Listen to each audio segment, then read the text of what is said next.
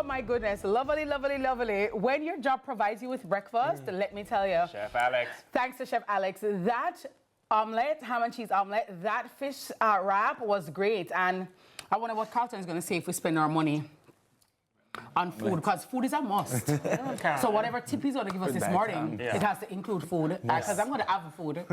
One thing's going to happen, I'm not going to get hungry. Is the food. What kind of stuff I enjoy the investment at the same time. Well, we're free paper my bun, so guess what? Back to school is just around the corner, and as the season approaches, parents and students alike are gearing up for a new academic year filled with opportunities and some challenges. Well, Master Carlton joins us this morning with a comprehensive guide to navigate the financial aspects of returning to school, from budgeting and smart shopping strategies to finding different forms of financial aid. Over to you, Sir Carlton. Good morning. Guten Morgen. Like I'm in studio, I'm smell the egg, I'm say, hold on, chef, send out some of the egg now. But we are here this morning nonetheless, and I got the blue memo mentally, so I'm in the blue to just to balance out things nice and cool. But literally, we have about 12 to 15 days for back to school. Right. Most schools orientation start this month, the 26th, 28th. Orientation start for most schools, and by September 2, we're back in session. Yes. So the reality is, we only have this month-end salary.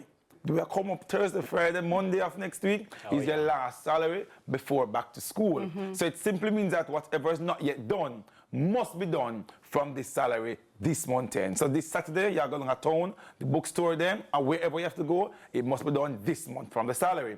But guess what? There are a few things that you must consider. And a new parent said to me, their child is now going to school, and they said, Carlton, you couldn't tell me, say, I have so much things to get ready for back to school. Because being a child is one thing, but now being the parent to get your kids ready for back to school is a different kettle of fish. Let us look into it this morning. Things to consider: school supplies. You must think about book and pen and pencil. Those things are a must. Number 2, uniform and shoes is a must. Whether you're going to buy 5 versus 1, but you must buy something. Number 3, technology. So we're moving into a direction where you must have your tablet at some point in time. You must have a laptop if they're in high school. So you start thinking about that as well. Number 4, school fees. And don't go there, so. If your child goes to high school or a private middle school or primary or prep school, you think about your mortgage, I tell you. Listen to me. So you have to think about that as well. Lunch money and snacks, things to consider. Snacks, if you're Miss Kitty, you don't start by snacks yet. You mean by snack? I don't want to start by snack yet. You never stop. You never stop. Listen to me, that is a mortgage bill in of itself. Snacks and lunch money. Tram station. So some persons, you're not able to bring your child to school because you need the work schedule. So you have to charge the bus man, which is maybe $2,000 a week, which is $10,000 a month. So you have to think about those things as well. Extracurricular activities is our next mortgage again. Who don't want to karate, want swim, something we can pronounce them. Them up with the sword. Listen to me. Don't worry, them can't pronounce it either. But they're doing it. But as a parent, you must consider these things. Let's jump into it now. So number 1, look at the back to school budget.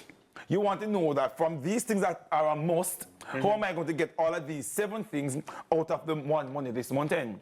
What I know most parents will do, them throw them back to school partner. Or them take them back to school. Investment is no time to come out of that, which is fine. But you must supplement as well. Look into the budget. Remember, we have gone to the 50-30-20 rule of budgeting. For back to school here and there, you draw on the wants category and also the needs category. Because your child needs to go back to school. Exactly, and needs their book. They need their book. So it cannot be a case where you take the money to do something else. It's a need right now. So you look at that percentage, the 30 and the 20%, wrap it together, because the child has to go back to school. So you look at the budget. What can be done? So what we'll do now, we'll drop down to number 2. Whatever money you have to do with Miss Kitty, I don't know if your parents, Miss Marge or your mother ever said, she goes stretch the money. Because no step 2 is stretching the money. Because you have a limited amount of money. That's the reality.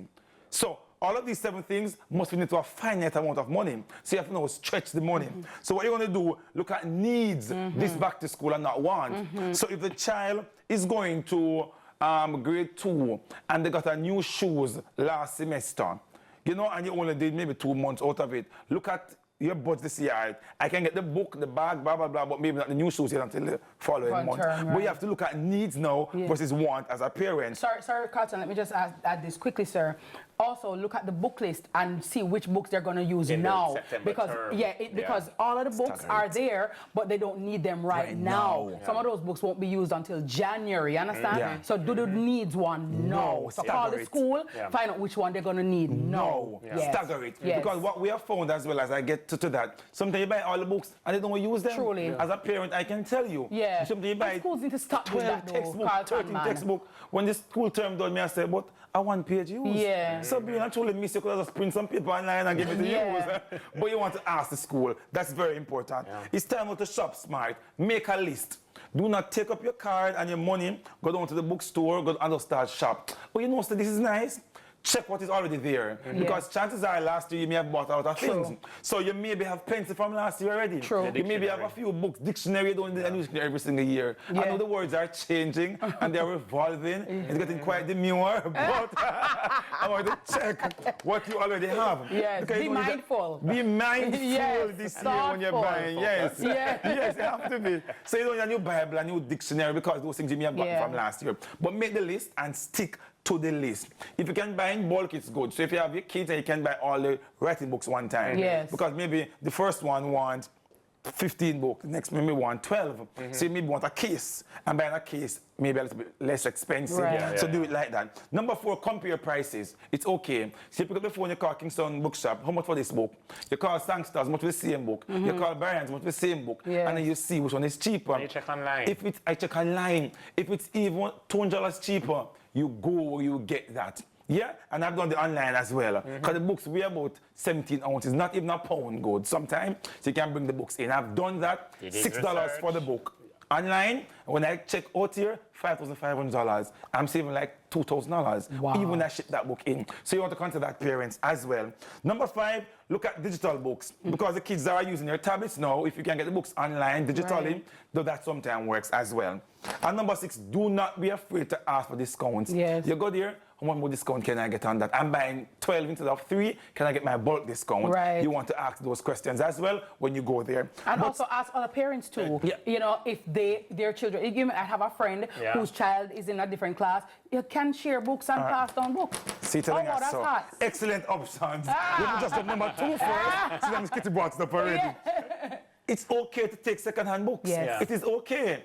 So you say, my child left grade 9, yours is going into grade 9. Let me see your book list. Or ask, my child is in these books in grade 9. Do you have them? Tick off. Do you have a new English revised? You tick off. You have, give me the one of the reading book. The reading book was Silver Sword. Silver Sword, you tick off. You have The Wound of Beppo Tape, you tick off. You have Shakespeare, Hamlet. You tick off that book and get those second-hand books. It makes a lot of difference, I'm telling you, financially, when you can do that. Number 1, scholarships and bursaries.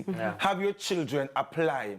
Sometimes you think that you must only have an A+ average, but the reality is you have so many different companies, entities, government scholarships and bursaries that your child or children can participate in and apply to. Sometimes they don't get the full scholarship. They get a bursary grant, a 1-year grant, but you will not know until you do what? Go and research. The time you take to be on Instagram scrolling and TikTok alone scrolling, guess what? Type in some scholarships online, go to Google, scholarships in Jamaica, scholarships for primary school, for high school, for university students, and there's a list of things that you can apply for. And lastly, I mentioned ask for discounts, but I want to say it again, I want to close that again.